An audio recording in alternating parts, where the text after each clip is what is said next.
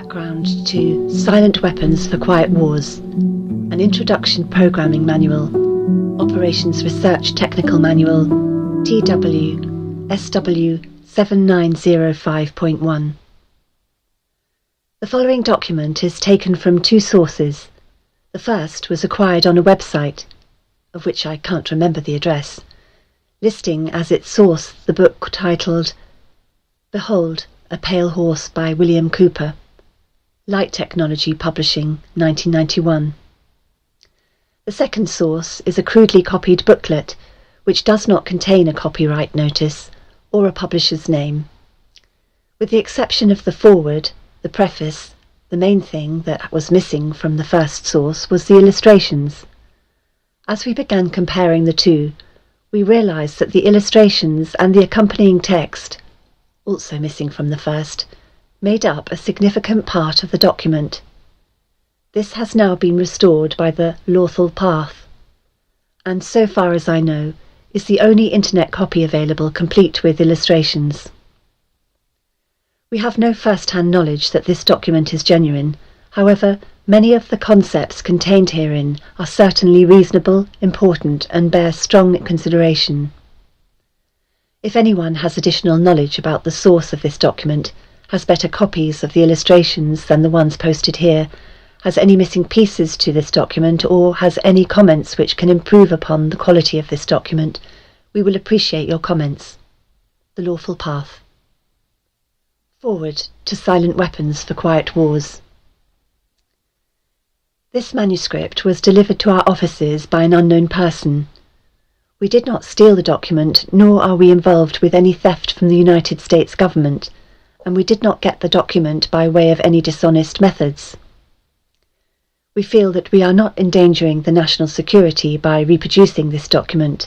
Quite the contrary. It has been authenticated, and we feel that we are not only within our rights to publish it, but morally bound to do so.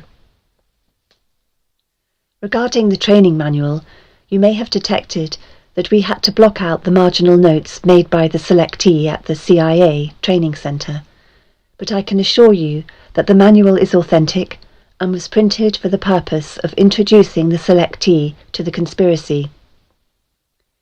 It has been authenticated by 4 different technical writers for military intelligence.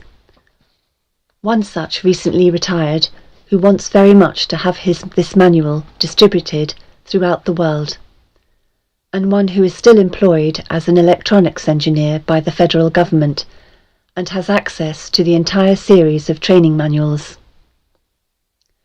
One was stationed in Hawaii and held the highest security clearance in the naval intelligence, and another who is now teaching at a university and has been working with the Central Intelligence Agency for a number of years and wants out before the axe falls on the conspirators.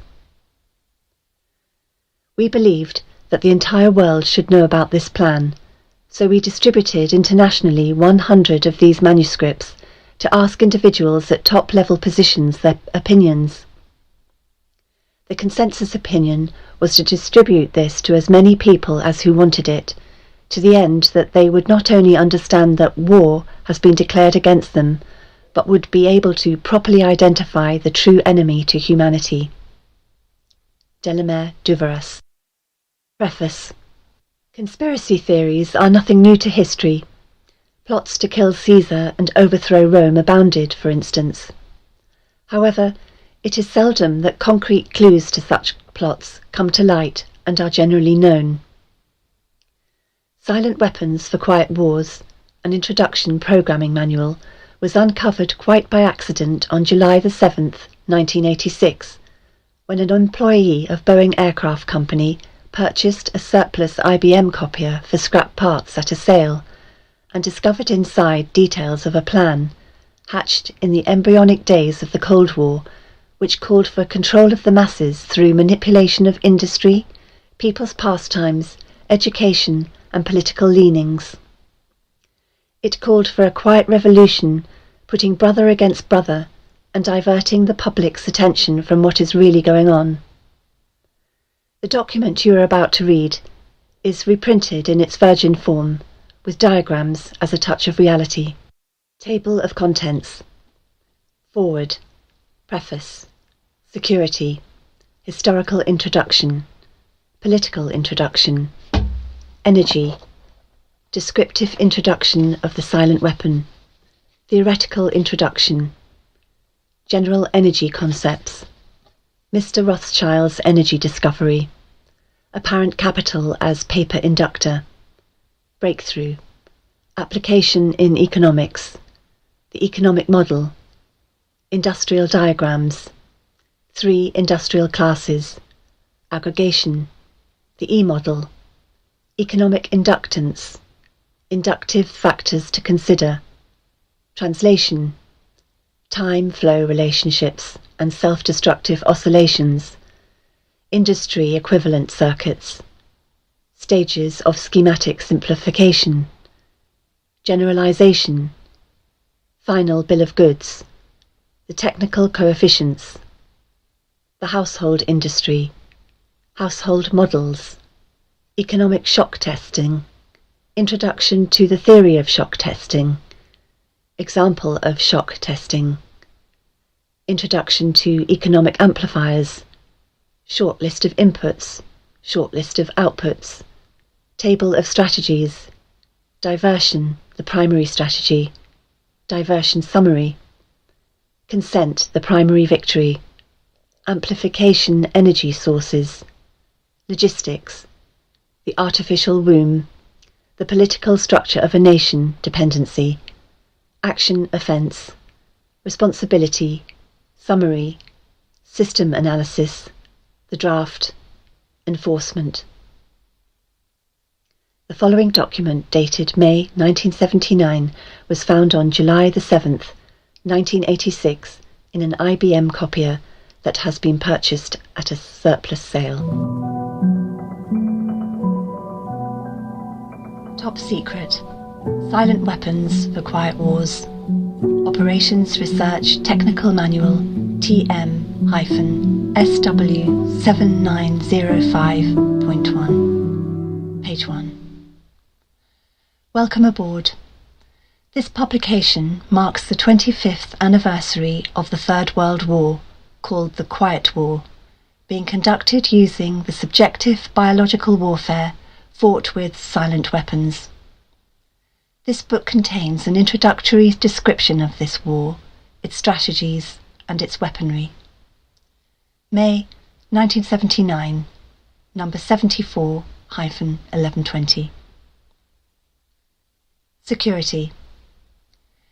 It is patently impossible to discuss social engineering or the automation of a society, i.e., the engineering of social automation systems, silent weapons, on a national or worldwide scale, without implying extensive objectives of social control and destruction of human life, i.e., slavery and genocide. This manual is in itself an analogue declaration of intent. Such a writing must be secured from public scrutiny. Otherwise, it might be recognized as a technically formal declaration of domestic war. Furthermore, whenever any person or group of persons in a position of great power and without full knowledge and consent of the public uses such knowledge and methodologies for economic conquest, it must be understood that a state of domestic warfare exists between said person or group of persons and the public. The solution of today's problems requires an approach which is ruthlessly candid, with no agonizing over religious, moral, or cultural values. You have qualified for this project because of your ability to look at human society with cold objectivity, and yet analyze and discuss your observations and conclusions with others of similar intellectual capacity, without the loss of discretion or humility. Such virtues are exercised in your own best interest. Do not deviate from them.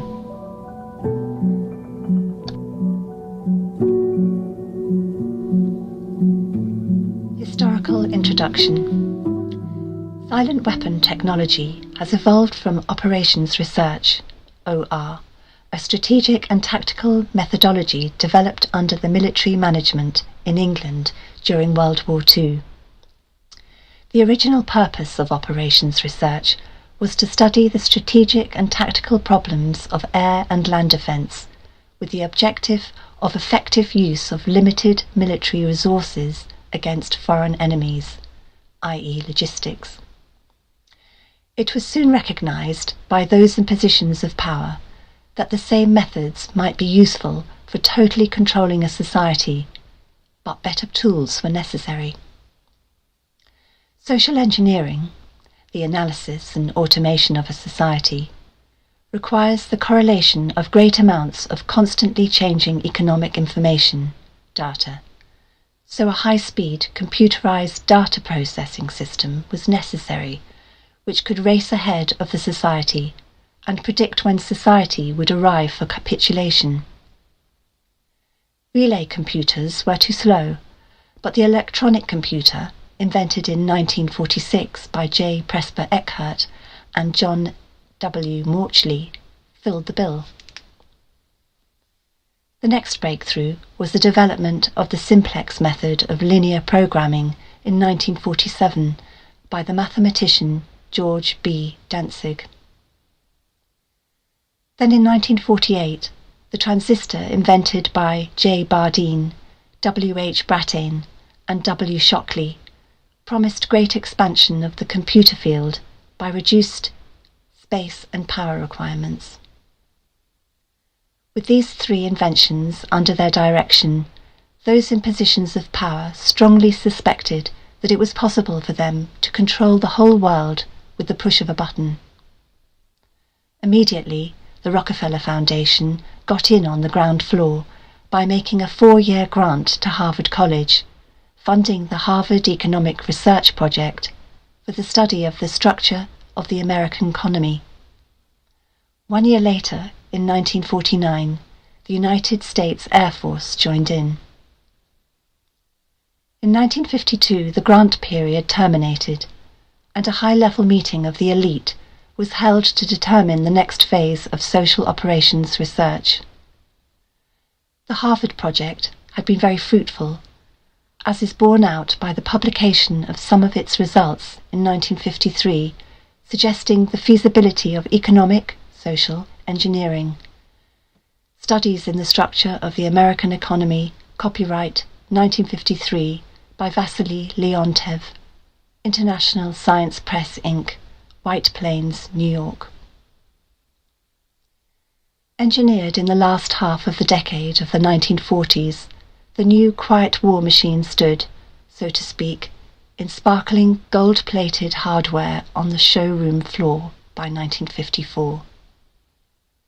With the creation of the Maser in 1954, the promise of unlocking unlimited sources of fusion atomic energy from the heavy hydrogen in seawater, and the consequent availability of unlimited social power, was a possibility only decades away. The combination was irresistible.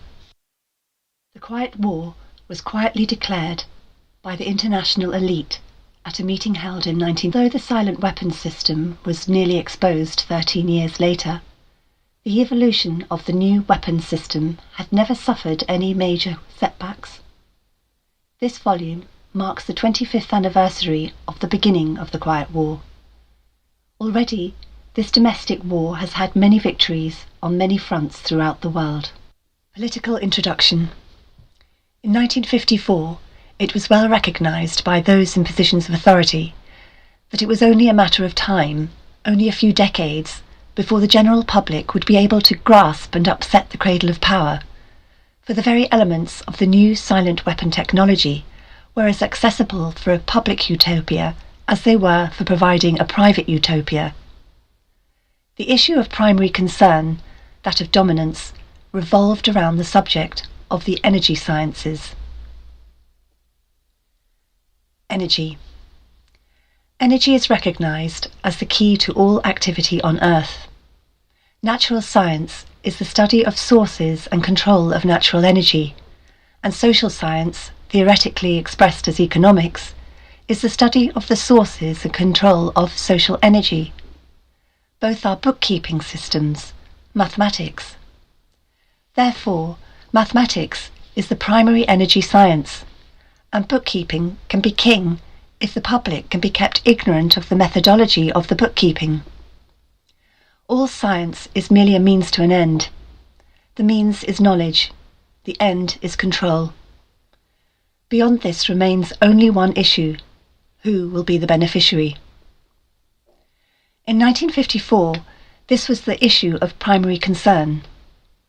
Although the so-called moral issues were raised, in view of the law of natural selection, it was agreed that a nation or world of people who will not use their intelligence are no better than animals who do not have intelligence. Such people are beasts of burden and stakes on the table by choice and consent. Consequently, in the interest of future world order, peace and tranquility, it was decided to privately wage a quiet war against the American public, with an ultimate objective of permanently shifting the natural and social energy, wealth, of the undisciplined and irresponsible many into the hands of the self-disciplined, responsible and worthy few. In order to implement this objective, it was necessary to create, secure and apply new weapons which, as it turned out, were a class of weapons so subtle and sophisticated in their principle of operation and public appearance as to earn for themselves the name silent weapons. In conclusion, the objective of economic research, as conducted by the magnates of capital, banking, and the industries of commodities, goods, and services, is the establishment of an economy which is totally predictable and manipulatable. In order to achieve a totally predictable economy, the low-class elements of society must be brought under total control, i.e., must be housebroken, trained, and assigned a yoke and long-term social duties from a very early age, before they have an opportunity to question the propriety of the matter. In order to achieve such conformity, the lower-class family unit must be disintegrated by a process of increasing preoccupation of the parents and the establishment of government-operated daycare centres for the occupationally orphaned children. The quality of education given to the lower class must be of the poorest sort, so that the mote of ignorance isolating the inferior class from the superior class is and remains incomprehensible to the inferior class. With such an initial handicap, even bright lower-class individuals have little, if any, hope of extricating themselves from this assigned lot in life. This form of slavery is essential to maintain some measure of social order, peace and tranquility for the ruling upper class. Descriptive introduction of the silent weapon. Everything that is expected from an ordinary weapon is expected from a silent weapon by its creators, but only in its manner of functioning. It shoots situations instead of bullets, propelled by data processing instead of chemical reaction, explosion, originating from bits of data instead of grains of gunpowder, from a computer instead of a gun, operated by a computer programmer instead of a marksman, under the orders of a banking magnate instead of a military general. It makes no obvious noises, causes no obvious physical or mental injuries, and does not obviously interfere with anyone's daily social life. Yet it makes an unmistakable noise, causes unmistakable physical and mental damage, and unmistakably interferes with the daily social life, that is, unmistakable to a trained observer who knows what to look for. The public cannot comprehend this weapon, and therefore cannot believe that they are being attacked and subdued by a weapon. The public might instinctively feel that something is wrong, but that is because of the technical nature of the silent weapon. They cannot express their feeling in a rational way, or handle the problem with intelligence, Therefore, they do not know how to cry for help, and they do not know how to associate with others to defend themselves against it. When a silent weapon is applied gradually, the public adapts to its presence and learns to tolerate its encroachment on their lives until the pressure, psychological via economic, becomes too great and they crack up. Therefore, the silent weapon is a type of biological warfare. It attacks the vitality, options, and mobility of the individuals of a society by knowing, understanding, manipulating, and attacking their sources of natural and social energy and their physical, mental, and emotional strengths and weaknesses. Theoretical introduction. Give me control over a nation's currency, and I care not who makes its laws. Mayer Amschel Rothschild, 1743 to 1812. Today's silent weapons technology is an outgrowth of a simple idea discovered, succinctly expressed, and effectively applied by the quoted Mr. Mayer Amschel Rothschild. Mr. Rothschild discovered the missing passive component of economic theory known as economic inductance. He of course did not think of this discovery in these 20th century terms, and, to be sure, mathematical analysis had to wait for the Second Industrial Revolution, the rise of the theory of mechanics and electronics, and finally the invention of the electronic computer, before it could be effectively applied in the control of the world economy. General energy concepts. In the study of energy systems, there always appears three elementary concepts. These are potential energy, kinetic energy, and energy dissipation. And corresponding to these concepts, there are three idealized, essentially pure physical counterparts called passive components. 1. In the science of physical mechanics, the phenomenon of potential energy is associated with a physical property called elasticity or stiffness, and can be represented by a stretched spring. In electronic science, potential energy is stored in a capacitor instead of a spring. This property is called capacitance instead of elasticity or stiffness. 2. In the science of physical mechanics, the phenomenon of kinetic energy is associated with a physical property called inertia or mass, and can be represented by a mass or a flywheel in motion.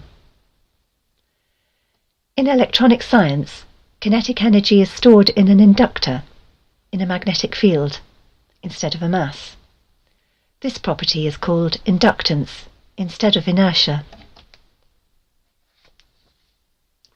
3.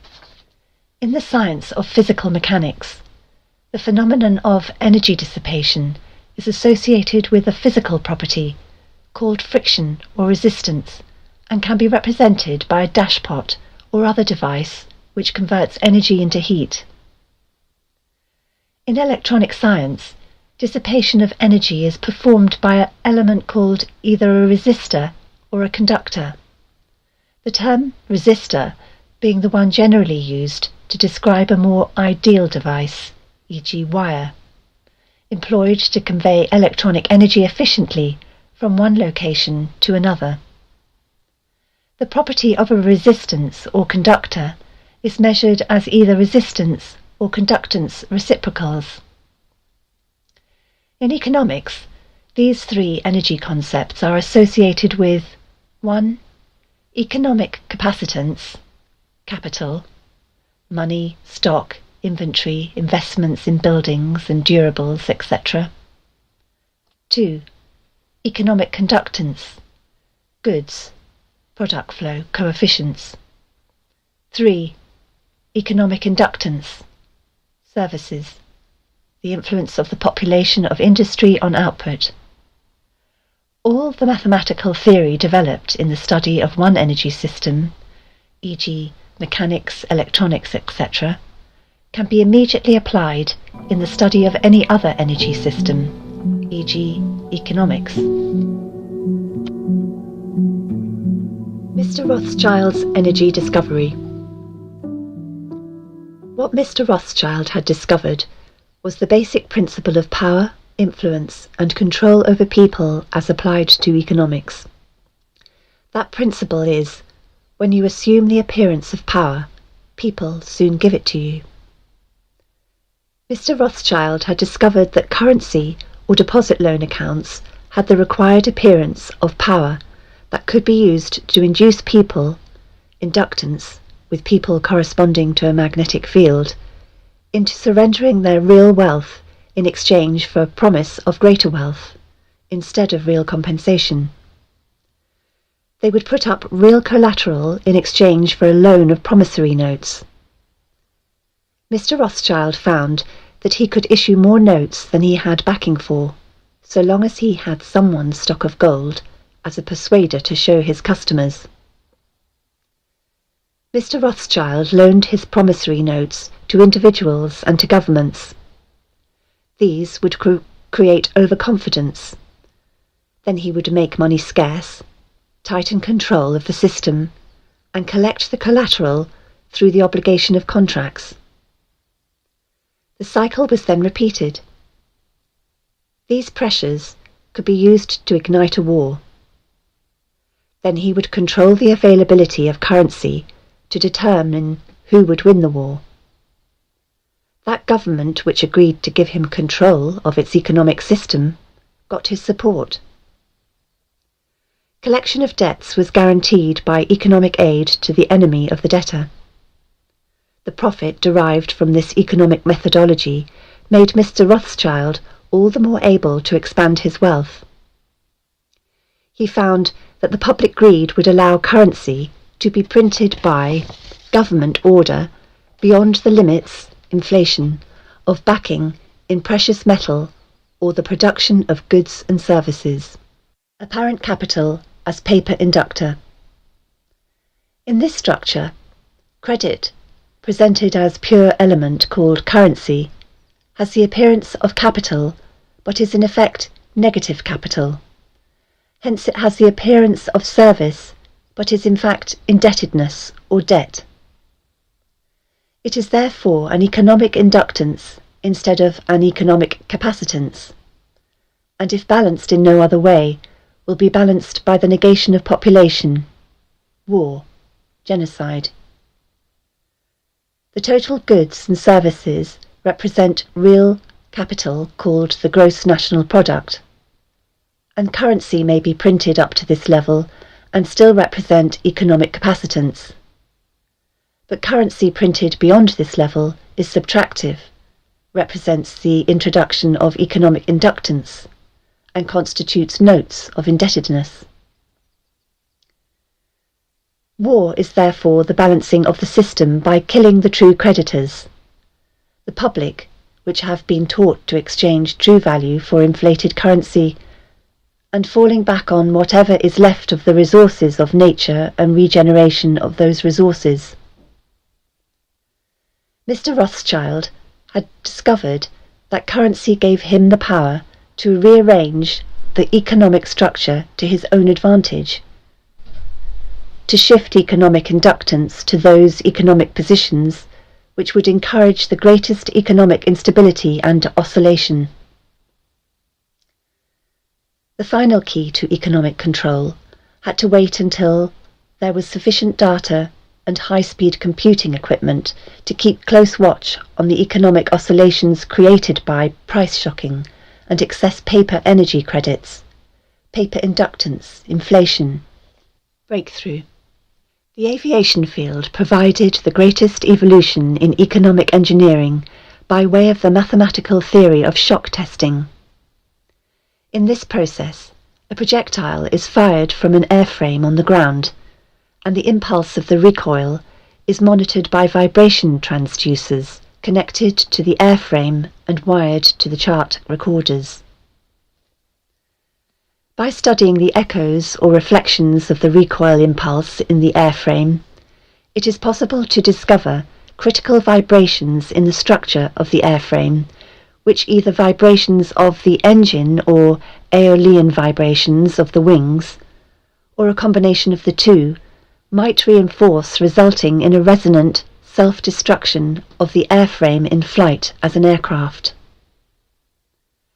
From the standpoint of engineering, this means that the strengths and weaknesses of the structure of the airframe in terms of vibrational energy can be discovered and manipulated. Application in economics. To use this method of airframe shock testing in economic engineering, the prices of commodities are shocked and the public consumer reaction is monitored. The resulting echoes of the economic shock are interpreted theoretically by computer, and the psycho-economic structure of the economy is thus discovered.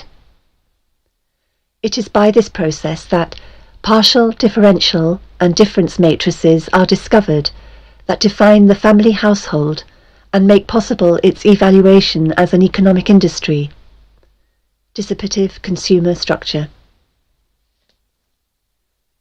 Then, the response of the household to future shocks can be predicted and manipulated, and society becomes a well-regulated animal with its reins under the control of a sophisticated, computer-regulated, social energy bookkeeping system. Eventually, every individual element of the structure comes under computer control through a knowledge of personal preferences. Such knowledge guaranteed by computer association of consumer preferences. Universal Product Code, UPC, zebra-striped pricing codes on packages. With identified consumers, identified via association with the use of a credit card and later a permanent tattooed body number invisible under normal ambient illumination. Summary. Economics is only a social extension of a natural energy system. It also has its three passive components. Because of the distribution of wealth and the lack of communication and lack of data, this field has been the last energy field for which a knowledge of these three passive components has been developed.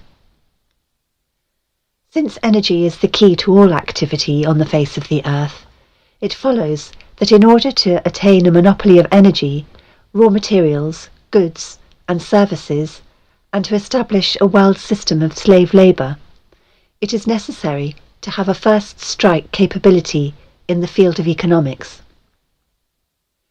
In order to maintain our position, it is necessary that we have absolute first knowledge of the science of control over all economic factors and the first experience at engineering the world economy.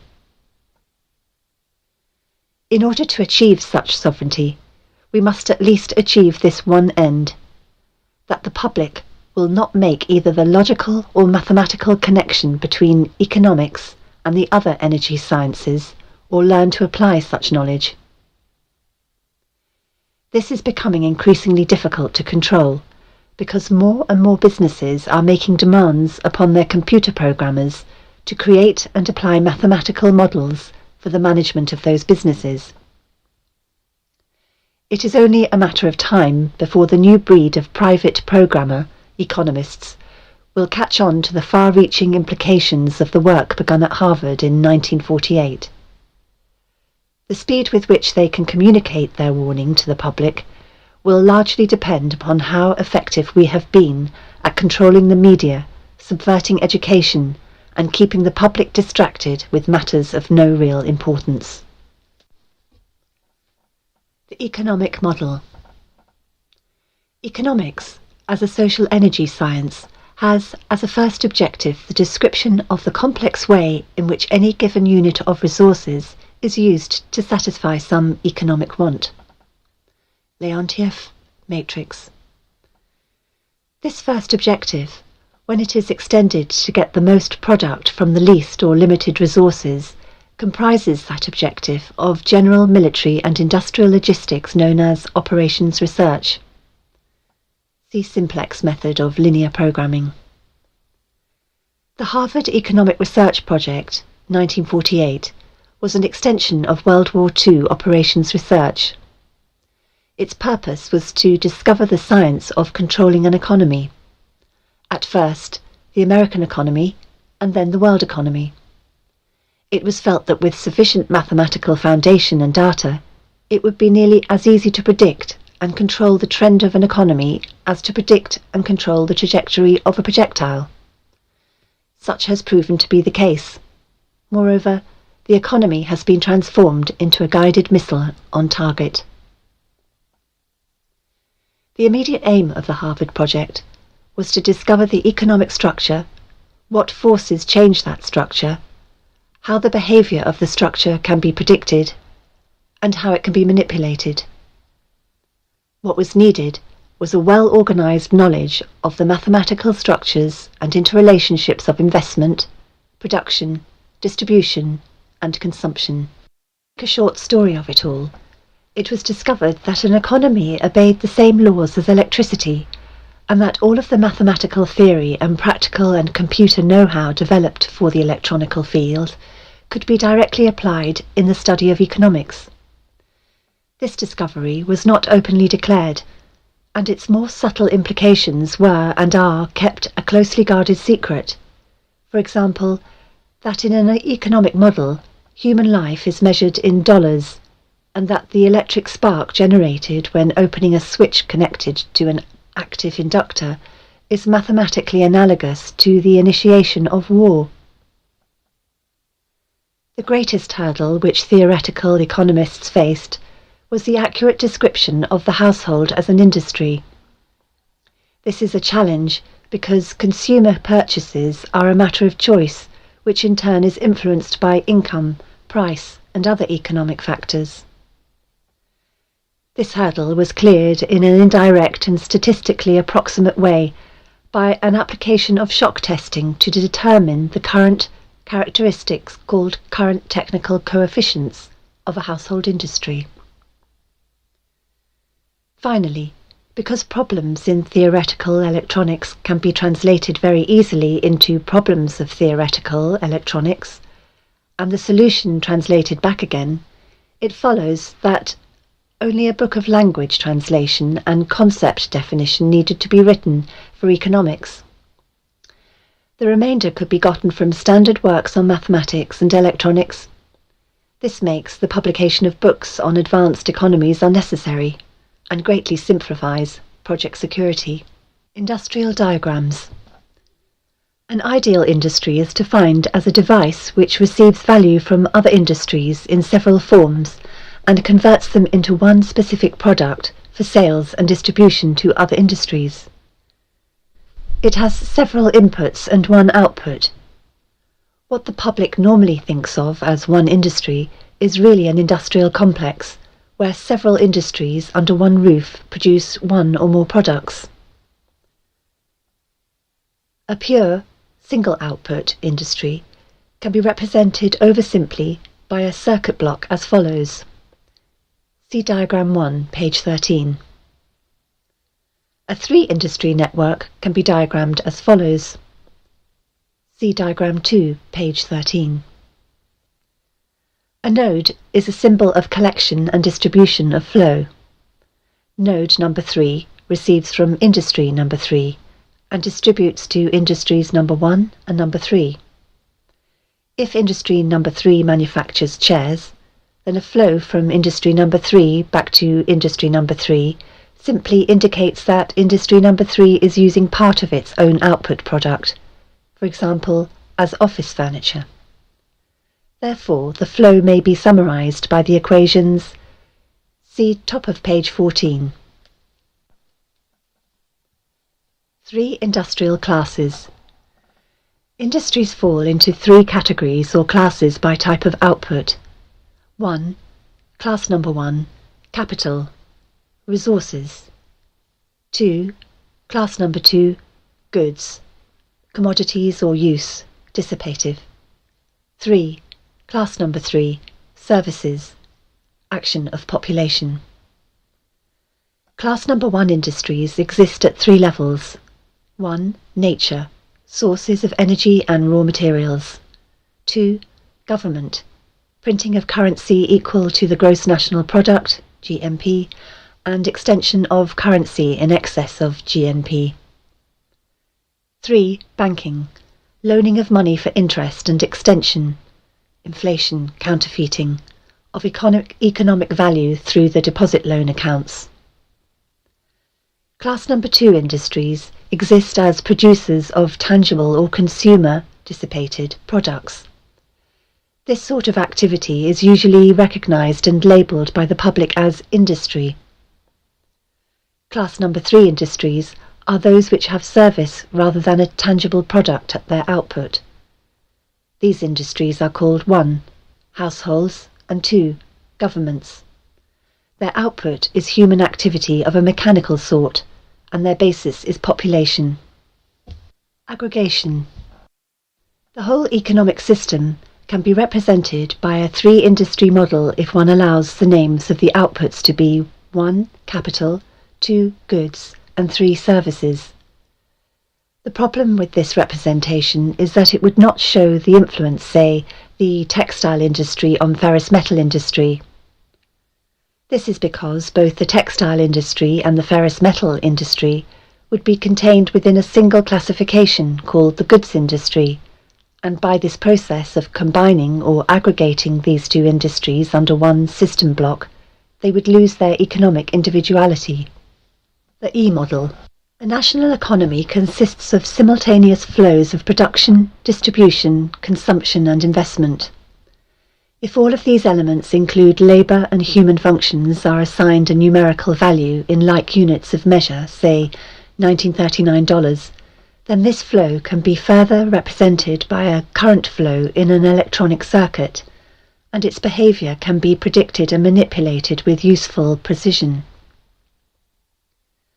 The 3 ideal passive energy components of electronics, the capacitor, the resistor, and the inductor, correspond to the 3 ideal passive energy components of economics called the pure industries of capital, goods, and services respectively. Economic capacitance represents the storage of capital in one form or another. Economic conductance represents the level of conductance of materials for the production of goods. Economic inductance represents the inertia of economic value in motion. This is a population phenomenon known as services. Economic inductance. An electrical inductor, e.g. a coil or wire, has an electric current as its primary phenomenon and a magnetic field as its secondary phenomenon, inertia.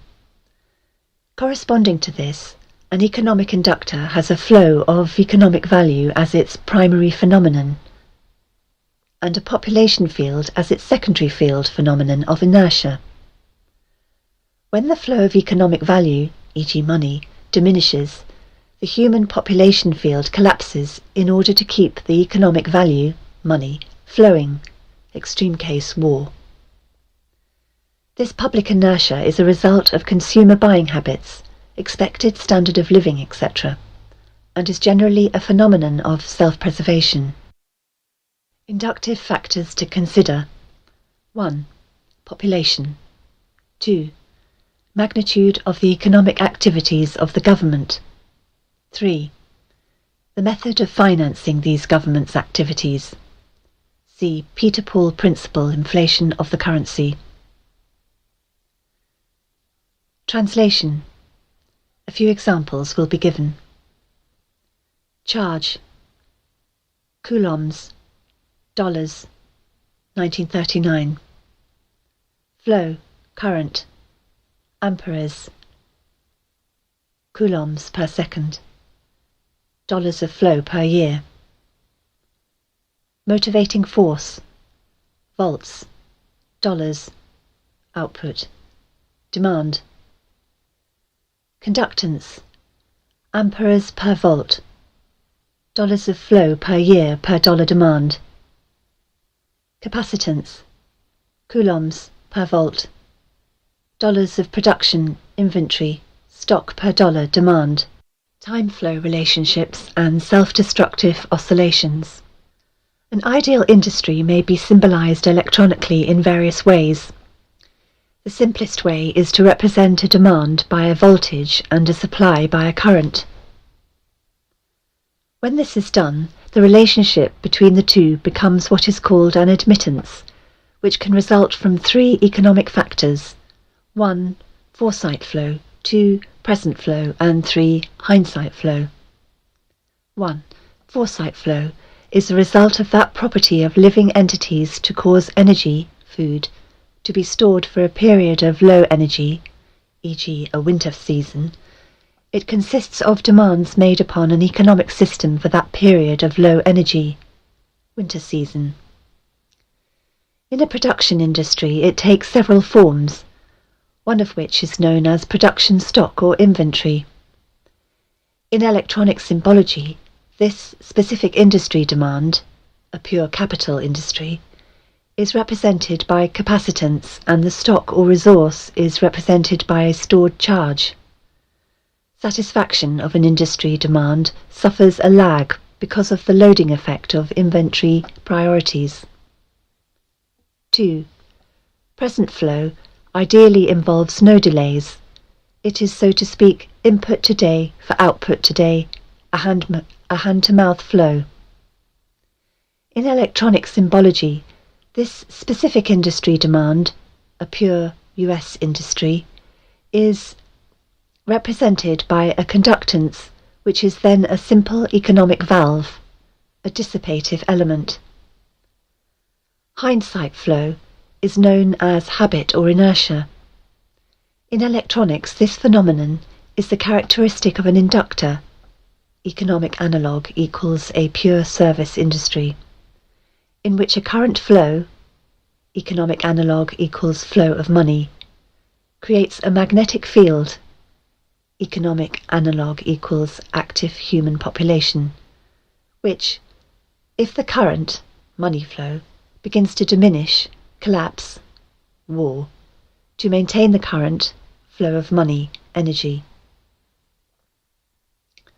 Other large alternatives to war as economic inductors or economic flywheels are an open-ended social welfare program or an enormous, but fruitful, open-ended space program. The problem with stabilizing the economic system is that there is too much demand on account of 1. Too much greed, and 2. Too much population. This creates excessive economic inductance, which can only be balanced with economic capacitance.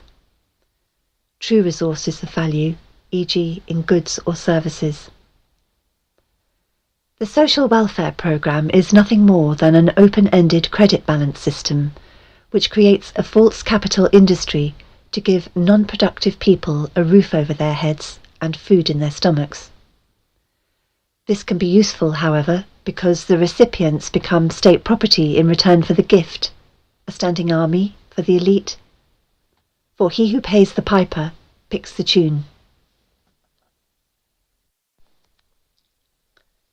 Those who get hooked on the economic drug must go to the elite for a fix. In this, the method of introducing large amounts of stabilizing capacitance is by borrowing on the future credit of the world. This is a fourth law of motion onset, and consists of performing an action and leaving the system before the reflected reaction returns to the point of action, a delayed reaction. The means of surviving the reaction is by changing the system before the reaction can return. By this means, politicians become more popular in their own time, and the public pays later. In fact, the measure of such a politician is the delay time.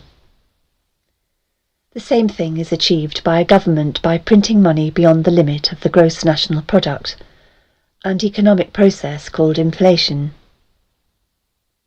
This puts a large quantity of money into the hands of the public and maintains a balance against their greed, creates a false self-confidence in them, and for a while stays the wolf from the door. They must eventually resort to war to balance the account, because war ultimately is merely the act of destroying the creditor, and the politicians are the publicly hired hitmen that justify the act to keep the responsibility and blood off the public conscience. See section on consent factors and social economic structuring. If the people really cared about their fellow man, they would control their appetites, greed, procreation, etc., so that they would not have to operate on a credit or welfare social system, which steals from the worker to satisfy the bum. Since most of the general public will not exercise restraint, there are only two alternatives to reduce the economic inductance of the system. 1. Let the populace bludgeon each other to death in war, which will only result in a total destruction of the living earth. 2. Take control of the world by the use of economic silent weapons in a form of quiet warfare and reduce the economic inductance of the world to a safe level by a process of benevolent slavery and genocide. The latter option has been taken as the obviously better option. At this point it should be crystal clear to the reader why absolute secrecy about the silent weapons is necessary. The general public refuses to improve its own mentality and its faith in its fellow man. It has become a herd of proliferating barbarians and, so to speak, a blight upon the face of the earth. They do not care about economic science to learn why they have not been able to avoid war, despite religious morality, and their religious or self-gratifying refusal to deal with earthly problems renders the solution of the earthly problem unreachable to them. It is left to those few who are truly willing to think and survive as the fittest to survive, to solve the problem for themselves as the few who really care. Otherwise, exposure of the silent weapons would destroy our only hope of preserving the seed of the future true humanity. Industry equivalent circuits. 1. The industry Q can be given a block symbol as follows. Block diagram of industry Q. See diagram, page 18. Terminals number 1 through #M are connected directly to the outputs of industries number 1 and #M respectively. The equivalent circuit of industry Q is given as follows. See diagram 2, page 18. Characteristics.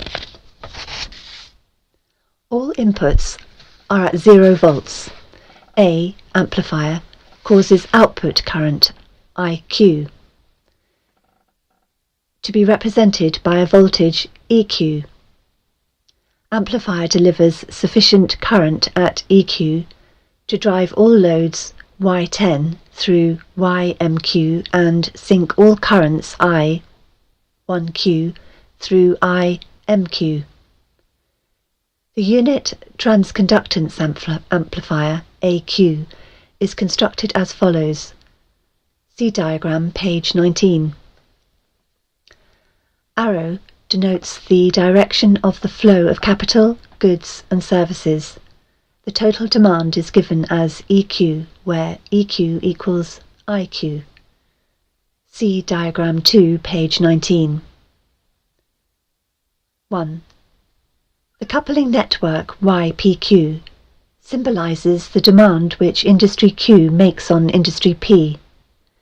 The connective admittance YPQ is called the technical coefficient of the industry Q, stating the demand of industry Q, called the industry of use, for the output in capital, goods or services of industry P, called the industry of origin.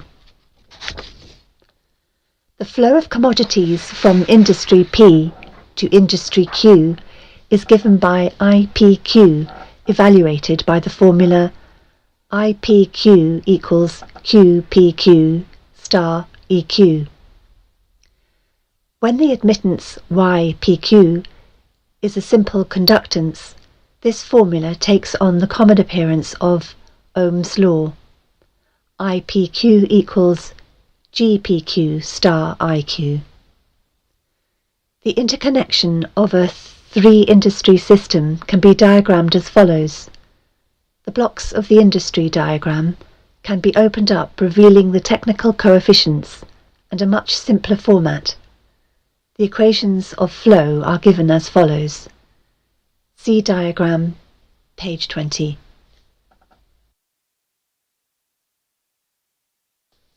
Stages of schematic simplification. See diagrams on page 20. Generalization. All of this may now be summarized. Let Ij represent the output of industry J and Ijk the number of the product of industry J absorbed annually by industry K, and Ijo the amount of the same product J made available for outside use. See equation 1, page 21. Then, substituting the technical coefficients y, j, k, see equation 2, page 21, which is the general equation of every admittance in the industry circuit. Final bill of goods. Final bill of goods is called the final bill of goods or the bill of final demand, and is zero when the system can be closed by the evaluation of the technical coefficients of the non-productive industries, government and households. Households may be regarded as a productive industry, with labour as its output product. The technical coefficients. The quantities y, j, k are called the technical coefficients of the industrial system.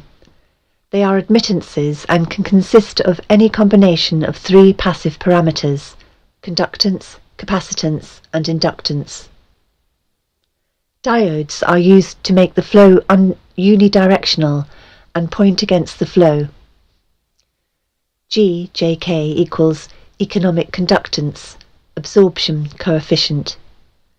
Yjk equals economic capacitance, capital coefficient. Ljk equals economic inductance, human activity coefficient. Types of admittances. See diagram, page 23. The household industry. The industries of finance, banking, manufacturing and government, real counterparts of the pure industries of capital, goods and services, are easily defined because they are generally logically structured. Because of this, their processes can be described mathematically, and their technical coefficients can be easily deduced. This, however, is not the case with the service industry known as the household industry. Household models. When the industry flow diagram is represented by a two-block system of households on the right and all other industries on the left, the following results. See diagram, page 24. The arrows from left to right, labelled A, B, C, etc., denote flow of economic value from the industries in the left-hand block to the industries in the right-hand block called households. These may be thought of as the monthly consumer flows of the following commodities: A, alcoholic beverages, B, beef, C, coffee, U, unknown, etc. The problem with a theoretical economist faces is that the consumer preferences of any household is not easily predictable, and the technical coefficients of any one household tend to be a non-linear, very complex and variable function of income prices, etc. Computer information derived from the use of the Universal Product Code in conjunction with credit card purchase as an individual household identifier could change this state of affairs, but the UPC method is not yet available on a national or even a significant regional scale. To compensate for this data deficiency, an alternative indirect approach of analysis has been adopted, known as economic shock testing. This method, widely used in the aircraft manufacturing industry, develops an aggregate statistical sort of data. Applied to economics, this means that all of the households in one region or in the whole nation are studied as a group or class rather than individually, and the mass behaviour rather than the individual behaviour is used to discover useful estimates of the technical coefficients governing the economic structure of the hypothetical single household industry. Notice in the industry flow diagram that the values for the flows A, B, C, etc. are accessible to measurement in terms of selling prices and total sales of commodities. One method of evaluating the technical coefficients of the household industry depends upon shocking the prices of a commodity and noting the changes in the sales of all the commodities. Economic shock testing. In recent times, the application of operations research to the study of the public economy has been obvious for anyone who understands the principles of shock testing. In the shock testing of an aircraft airframe, the recoil impulse of firing a gun mounted on that airframe causes shock waves in that structure which tell aviation engineers the conditions under which some parts of the airplane, or the whole airplane or its wings, will start to vibrate or flutter like a guitar string, a flute reed, or a tuning fork, and disintegrate or fall apart in flight. Economic engineers achieve the same result in studying the behaviour of the economy and the consumer public by carefully selecting a staple commodity such as beef, coffee, gasoline or sugar, and then causing a sudden change or shock in its price or availability, thus kicking everybody's budget and buying habits out of shape. They then observe the shock waves which result by monitoring the changes in advertising, prices and sales of that and other commodities. The objective of such studies is to acquire the know-how to set the public economy into a predictable state of motion or change. Even a controlled self-destructive state of motion, which will convince the public that certain expert people should take control of the money system and re-establish security, rather than liberty and justice, for all. When the subject citizens are rendered unable to control their financial affairs, they, of course, become totally enslaved, a source of cheap labour. Not only the prices of commodities, but also the availability of labour can be used as the means of shock testing. Labour strikes deliver excellent test shocks to an economy, especially in the critical services area of trucking, transportation, communication, public utilities, energy, water, garbage collection, etc. By shock testing, it is found that there is a direct relationship between the availability of money flowing in an economy and the real psychological outlook and response of masses of people dependent upon that availability. For example, there is a measurable quantitative relationship between the price of gasoline and the probability that a person would experience a headache, feel a need to watch a violent movie, smoke a cigarette, or go to a tavern for a mug of beer. It is most interesting that by observing and measuring the economic models by which the public tries to run from their problems and escape from reality, and by applying the mathematical theory of operations research, it is possible to program computers to predict the most probable combination of created events, shocks, which will bring about a complete control and subjugation of the public through a subversion of the public economy by shaking the plum tree. Introduction to the theory of economic shock testing. Let the prices and total sales of commodities be given and symbolized as follows. See diagram 1, page 26. Commodities: alcoholic beverages, beef, coffee, gasoline, sugar, tobacco, unknown balance. Price function, total sales. 1. Let us assume a simple economic model in which the total number of important staple commodities are represented as beef, gasoline, and an aggregate of all other staple commodities, which we will call the hypothetical miscellaneous staple commodity, M. E.g., M is an aggregate of C, S, T, U, etc. Example of shock testing. Assume that the total sales P of petroleum products can be described by the linear function of the quantities B, G and M, which are functions of the prices of those respective commodities. See equation, page 27. Then where B, G and M are functions of the prices of beef, gasoline and miscellaneous respectively, and APB, APG and APM are constant coefficients defining the amount by which each of the functions B, G and M affect the sales, P, of petroleum products. We are assuming that B, G and M are variables independent of each other. If the availability of price of gasoline is suddenly changed, then G must be replaced by G and delta G. This causes a change in the petroleum sales from P to P and delta P.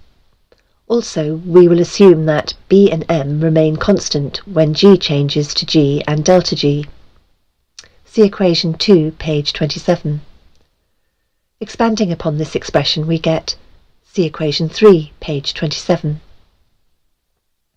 And subtracting the original value of P, we get for the change in P. See equation 4, page 27. This is a rate of change in P due only to an isolated change in G, delta G. In general, AJK is the partial rate of change in the sales effect, J, due to a change in the causal price function of commodity K. If the interval of time were infinitesimal, this expression would be reduced to the definition of the total differential of a function P. 1. See diagram, page 28. When the price of gasoline is shocked, all of the coefficients with round G, 2G, in the denominator are evaluated at the same time. If B, G and M were independent and sufficient for a description of the economy, then 3 shock tests would be necessary to evaluate the system. There are other factors which may be represented the same way. For example, the tendency of a docile sub-nation to withdraw under economic pressure may be given by, see equation 1, page 29. Where G is the price of gasoline, WP is the dollars spent per unit time, referenced to, say, 1939, for war production during peacetime, etc.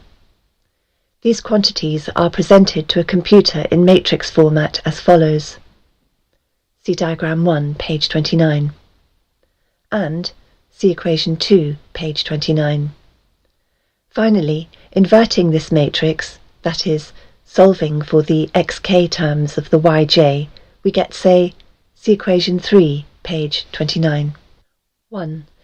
This is the result into which we substitute to get that set of conditions of prices of commodities, bad news on TV, etc., which will deliver a collapse of public morale ripe for takeover. Once the economic price and sales coefficients, AJK and BKJ, are determined, they may be translated into the technical supply and demand coefficients, GJK, CJK and 1LJK. Shock testing of a given commodity is then repeated to get the time rate of change of these technical coefficients. Introduction to economic amplifiers. Economic amplifiers are the active components of economic engineering. The basic characteristic of any amplifier, mechanical, electrical, or economic, is that it receives an input control signal and delivers energy from an independent energy source to a specified output terminal in a predictable relationship to that input control signal. The simplest form of an economic amplifier is a device called advertising. If a person is spoken to by a TV advertiser as if he were a 12-year-old, then, due to suggestibility, he will, with a certain probability, respond or react to that suggestion with the uncritical response of a 12-year-old and will reach into his economic reservoir and deliver its energy to buy that product on impulse when he passes it in the store. An economic amplifier may have several inputs and output.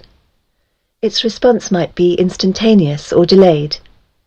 Its circuit symbol might be a rotary switch if its options are exclusive, qualitative, go or no-go, or it might have its parametric input-output relationship specified by a matrix, with internal energy sources represented. Whatever its form might be, its purpose is to govern the flow of energy from a source to an output sink in direct relationship to an input control signal. For this reason, it is called an active circuit element or component. Economic amplifiers fall into classes called strategies, and in comparison with electronic amplifiers, the specific internal functions of an economic amplifier are called logistical instead of electrical. Therefore, economic amplifiers not only deliver power gain, but also, in effect, are used to cause changes in the economic circuitry. In the design of an economic amplifier, we must have some idea of at least 5 functions, which are 1. The available input signals. 2. The desired output control objectives. 3. The strategic objective. 4. The available economic power sources. 5. The logistical options. The process of defining and evaluating these factors and incorporating the economic amplifier into an economic system has been popularly called game theory. The design of an economic amplifier begins with the specification of the power level of the output, which can range from personal to national. The second condition is accuracy of response, that is, how accurately the output action is a function of the input commands. High gain combined with strong feedback helps to deliver the required precision. Most of the error will be in the input data signal. Personal input data tends to be specified, while national input data tends to be statistical. Short list of inputs. Questions to be answered. What, where, why, when, how, who. General sources of information. Telephone taps, analysis of garbage, surveillance, behaviour of children in school. Standard of living by food, shelter, clothing, transportation. Social contacts. Telephone, itemised record of calls, family, marriage certificates, birth certificates, etc. Friends, associates, etc. Memberships in organisations, political affiliation. The personal paper trail. Personal buying habits, that is, personal consumer preferences. Checking accounts, credit card purchases, tagged credit card purchases, the credit card purchase of products bearing the UPC product code. Assets, checking accounts, savings accounts, real estate, business, automobile, etc. Safety deposit at bank, stock market. Liabilities. Creditors, enemies, see legal, loans. Government sources, ploys. Note, principle of this ploy. The citizen will almost always make the collection of information easy if he can operate on the free sandwich principle of eat now and pay later. Welfare, Social Security, USDA surplus food, doles, grants, subsidies. Government sources via intimidation. Internal Revenue Service, OSHA, Census, etc. Other government sources, surveillance of US mail. Habit patterns, programming. Strengths and weaknesses. Activities, sports hobbies, etc. See legal, fear, anger, etc. Crime record. Hospital records, drug sensitivities, reaction to pain, etc. Psychiatric records, fears, angers, disgusts, adaptability, reactions to stimuli, violence, suggestibility or hypnosis, pain, pleasure, love and sex. Methods of coping, of adaptability, behaviour.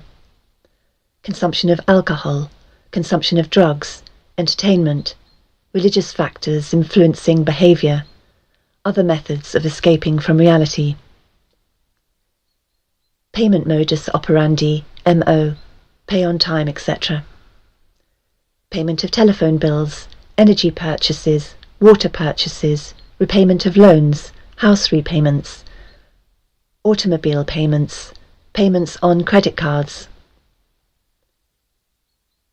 Political sensitivity, beliefs, contacts, position, strengths, weaknesses, projects, activities. Legal inputs, behavioral control, excuses for investigation, search, arrest, or employment of force to modify behavior. Court records, police records, NCIC, driving record, reports made to police, insurance information, anti-establishment acquaintances. National input information. 1. Business sources, via IRS, etc. Prices of commodities, sales, investments in stocks, inventory, production tools and machinery, buildings and improvements, the stock market. Banks and credit bureaus. Credit information, payment information. Miscellaneous sources, polls and surveys, publications, telephone records, energy and utility purchases. Short list of outputs. Outputs create controlled situations, manipulation of the economy, hence society, control by control of compensation and income. Sequence. 10. Allocates opportunities. 11. Destroys opportunities. 12. Controls the economic environment. 13. Controls the availability of raw materials. 14. Controls capital. 15. Controls bank rates. 16. Controls the inflation of the currency. 17. Controls the possession of property. 18. Controls industrial capacity. 19. Controls manufacturing. 20. Controls the availability of goods, commodities. 21. Controls the prices of commodities. 22. Controls services, the labour force, etc. 23. Controls payments to government officials. 24. Controls the legal functions. 25. Controls the personal data files, uncorrectable by the party slandered. 26. Controls advertising. 27. Controls media contact. 28. Controls material available for TV viewing. 29. Disengages attention from real issues. 30. Engages emotions. 31. Creates disorder, chaos and insanity. 32. Controls design of more probing tax forms. 33. Controls surveillance. 34. Controls the storage of information. 35. Develops psychological analysis and profiles of individuals. 36. Controls legal functions. Repeat of 15. 37. Controls sociological factors. 38. Controls health options. 39. Preys on weakness. 40. Cripples strengths. 41. Leeches wealth and substance. Table of strategies. Do this to get this. Keep the public ignorant. Less public organisation. Maintain access to control. Required reaction to outputs, prices, points for feedback, sales. Create preoccupation. Lower defences. Attack the family unit. Control of the education of the young. Give less cash and more self-indulgence and more data, credit and doles. Attack the privacy of the church. Destroy faith in this sort of government. Social conformity. Computer programming simplicity. Minimise the tax protest. Maximise economic data. Minimum enforcement problems. Stabilise the consent. simplicity coefficients, tighten control of variables, simpler computer input data, greater predictability, establish boundary conditions, equations, problem simplicity, solutions of differential and difference, proper timing, less data shift and blurring, maximize control, minimum resistance to control, collapse of currency, destroy the faith of the American people in each other. Diversion, the primary strategy.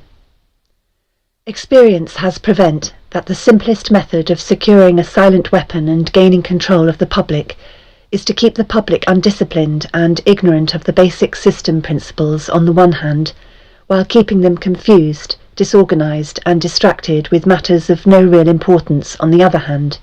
This is achieved by disengaging their minds, sabotaging their mental activities, providing low-quality program of public education in mathematics, logic, systems design and economics, and discouraging technical creativity, engaging their emotions, increasing their self-indulgence and their indulgence in emotional and physical activities by unrelenting emotional affrontations and attacks, mental and emotional rape, by way of constant barrage of sex, violence and wars in the media, especially the TV and the newspapers, giving them what they desire in excess, junk food for thought, and depriving them of what they really need. Rewriting history and law and subjecting the public to the deviant creation, thus being able to shift their thinking from personal needs to highly fabricated outside priorities. These preclude their interest in and discovery of the silent weapons of social automation technology. The general rule is that there is a profit in confusion. The more confusion, the more profit. Therefore, the best approach is to create problems and then offer solutions. Diversion summary. Media. Keep the adult public attention diverted away from the real social issues and captivated by matters of no real importance. Schools. Keep the young public ignorant of real mathematics, real economics, real law and real history.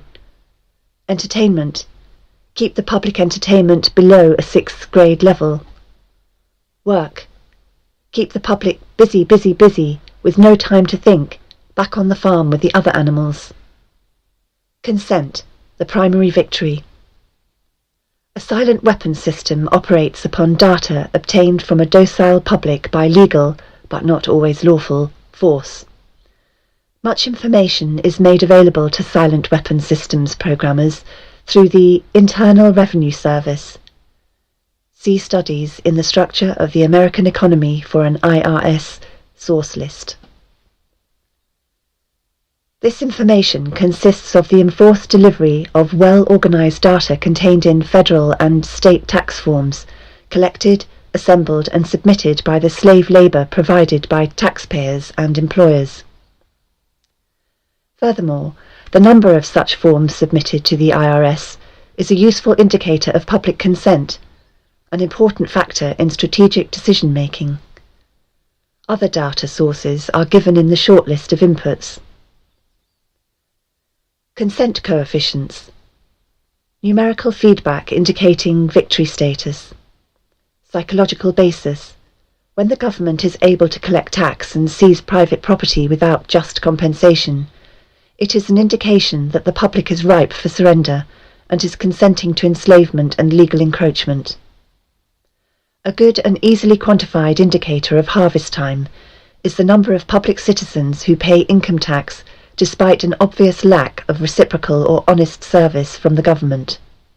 Amplification energy sources. The next step in the process of designing an economic amplifier is discovering the energy sources. The energy sources which support any primitive economic system are, of course, a supply of raw materials and the consent of the people to labour and can consequently assume a certain rank, position, level or class in the social structure, that is, to provide labour at various levels in the pecking order. Each class, in guaranteeing its own level of income, controls the class immediately below it, hence preserves the class structure. This provides stability and security, but also government from the top.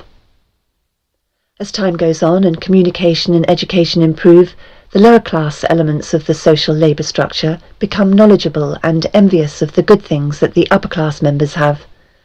They also begin to attain knowledge of energy systems and the ability to enforce their rise through the class structure. This threatens the sovereignty of the elite.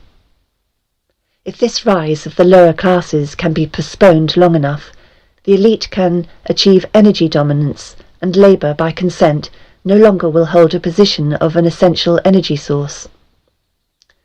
Until such energy dominance is absolutely established, the consent of the people to labour and to let others handle their affairs must be taken into consideration, since failure to do so could cause the people to interfere in the final transfer of energy sources to the control of the elite.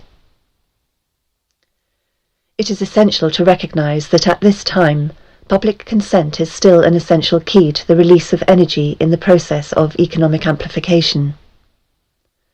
Therefore, consent as energy release mechanism will now be considered. Logistics. The successful application of a strategy requires a careful study of inputs, outputs, the strategy connecting the inputs and the outputs, and the available energy sources to fuel the strategy. This is called logistics. A logistical problem is studied at the elementary level first, and then levels of greater complexity are studied as a synthesis of elementary factors. This means that a given system is analysed, that is, broken down into its subsystems, and these in turn are analysed, until by this process one arrives at the logistical atom, the individual. This is where the process of synthesis properly begins, at the time of birth of the individual. The artificial womb. From the time a person leaves its mother's womb, its every effort is directed toward building, maintaining, and withdrawing into artificial wombs various sorts of substitute protective devices or shells. The objective of these artificial wombs is to provide a stable environment for both stable and unstable activity, to provide a shelter for the evolutionary processes of growth and maturity, that is, survival, to provide security for freedom, and to provide defensive protection for offensive activity. This is equally true of both the general public and the elite. However, there is a definite difference in the way each of these classes go about the solution of problems. The political structure of a nation, dependency. The primary reason why the individual citizens of a country create a political structure is a subconscious wish or desire to perpetuate their own dependency relationship of childhood. Simply put, they want a human god to eliminate all risk from their life, pat them on the head, kiss their bruises, put a chicken on every dinner table, clothe their bodies, tuck them into bed at night, and tell them that everything will be all right when they wake up in the morning. This public demand is incredible, so the human god, the politician, meets incredibility with incredibility by promising the world and delivering nothing. So who is the bigger liar, the public or the godfather? This public behaviour is surrender born of fear, laziness and expediency. It is the basis of the welfare state as a strategic weapon useful against a disgusting public. Action, offence. Most people want to be able to subdue and or kill other human beings which disturb their daily lives, but they do not want to have to cope with the moral and religious issues which such an overt act on their part might raise. Therefore, they assign the dirty work to others, including their own children, so as to keep the blood off their own hands.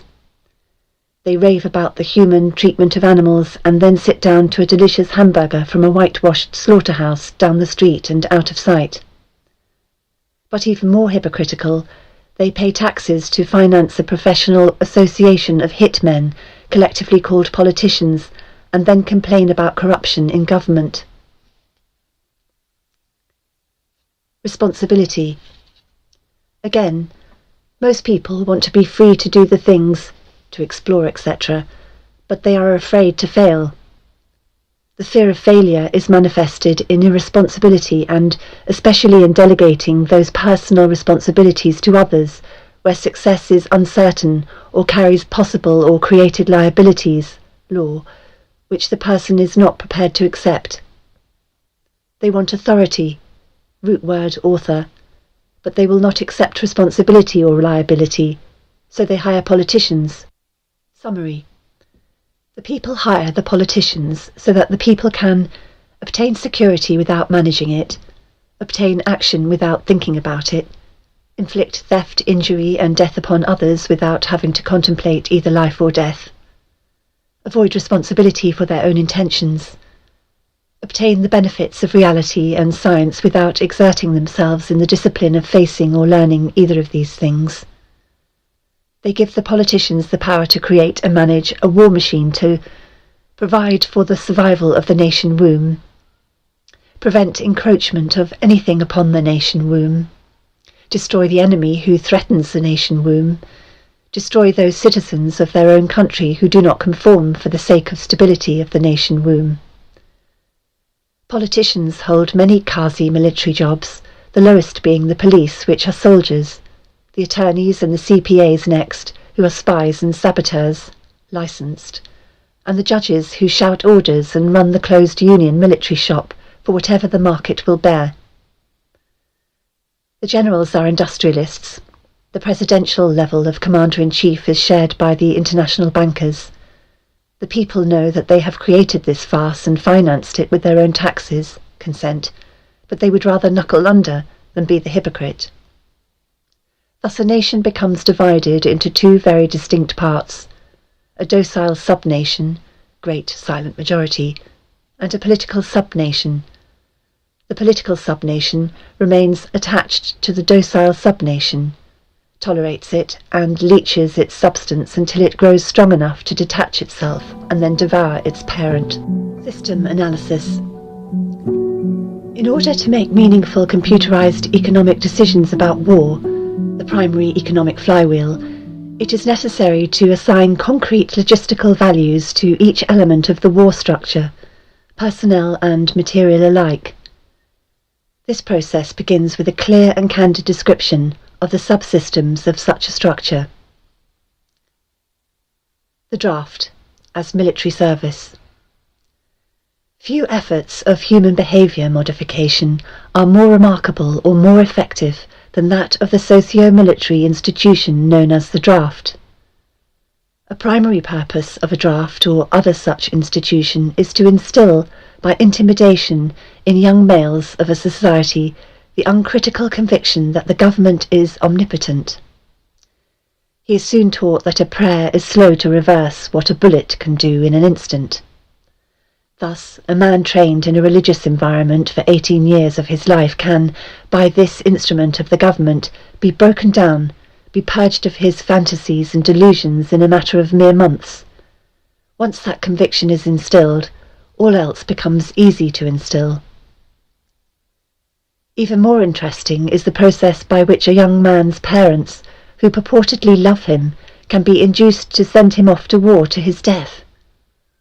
Although the scope of this work will not allow this matter to be expanded in full detail, nevertheless, a coarse overview will be possible and can serve to reveal those factors which must be included in some numerical form in a computer analysis of social and war systems.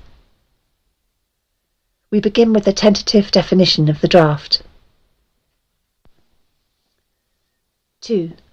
The draft, selective service, etc., is an institution of compulsory collective sacrifice and slavery, devised by the middle-aged and elderly for the purpose of pressing the young into doing the public dirty work. It further serves to make the youth as guilty as the elders, thus making criticism of the elders by the youth less likely, generational stabilizer. It is marketed and sold to the public under the label of patriotic equals national service. Once a candid economic definition of the draft is achieved, that definition is used to outline the boundaries of a structure called a human value system, which in turn is translated into the terms of game theory. The value of such a slave labourer is given in a table of human values, a table broken down into categories by intellect, experience, post-service job demand, etc. Some of these categories are ordinary and can be tentatively evaluated in terms of the value of certain jobs for which a known fee exists. Some jobs are harder to value because they are unique to the demands of social subversion. For an extreme example, the value of a mother's instruction to her daughter, causing that daughter to put certain behavioural demands upon a future husband 10 or 15 years hence, thus by suppressing his resistance to a perversion of a government, making it easier for a banking cartel to buy the state of New York in, say, 20 years. Such a problem leans heavily upon the observations and data of wartime espionage and many types of psychological testing. But crude mathematical models, algorithms, etc., can be devised, if not to predict, at least to predeterminate these events with maximum certainty. What does not exist by natural cooperation is thus enhanced by calculated compulsion. Human beings are machines, levers, which may be grasped and turned, and there is little real difference between automating a society and automating a shoe factory. These derived values are variable. It is necessary to use a current table of human values for computer analysis. These values are given in true measure rather than US dollars, since the latter is unstable, being presently inflated beyond the production of national goods and services, so as to give the economy a false kinetic energy, paper inductance. The silver value is stable, it being possible to buy the same amount with a gram of silver today as it could be bought in 1920. Human value measured in silver units changes slightly due to changes in production technology. Enforcement 1. Factor 1.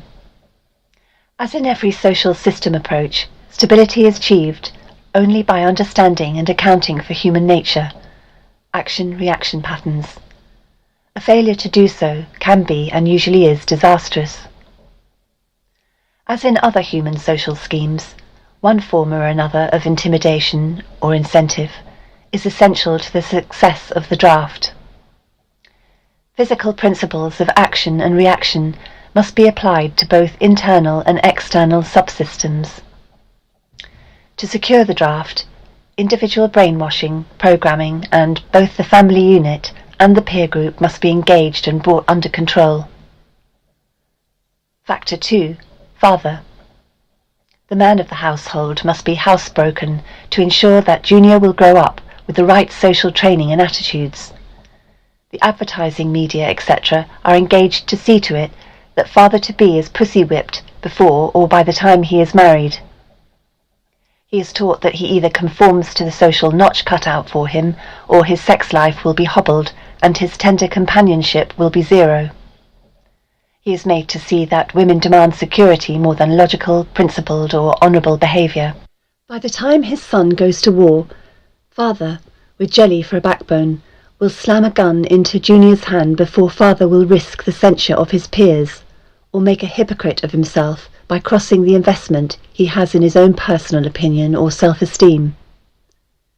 Junior will go to war, or father will be embarrassed, so Junior will go to war, the true purpose notwithstanding. Factor 3. Mother. The female element of human society is ruled by emotion first and logic second. In the battle between logic and imagination, imagination always wins. Fantasy prevails, maternal instinct dominates, so that the child comes first and the future comes second. A woman with a newborn baby is too starry-eyed to see a wealthy man's cannon fodder or a cheap source of slave labour. A woman must, however, be conditioned to accept the transition to reality when it comes, or sooner. As the transition becomes more difficult to manage, the family unit must be carefully disintegrated, and state-controlled public education and state-operated childcare centres must become more common and legally enforced, so as to begin the detachment of the child from the mother and the father at an early age. Inoculation of behavioural drugs, Ritalin, can speed the transition for the child. Mandatory. Caution. A woman's impulsive anger can override her fear. An irate woman's power must never be underestimated, and her power over a pussy-whipped husband must likewise never be underestimated. It got women the vote in 1920. Factor 4. Junior. The emotional pressure for self-preservation during the time of war, and the self-serving attitude of the common herd that have an option to avoid the battlefield if Junior can be persuaded to go, is all of the pressure finally necessary to propel Johnny off to war. Their quiet blackmailings of him are the threats: no sacrifice, no friends, no glory, no girlfriends. Factor 5. Sister. And what about Junior's sister? She is given all the good things of life by her father, and taught to expect the same from her future husband, regardless of the price. Factor 6. Cattle. Those who will not use their brains are no better off than those who have no brains, and so this mindless school of jellyfish, father, mother, son and daughter become useful beasts of burden, or trainers of the same. This concludes what is available of this document.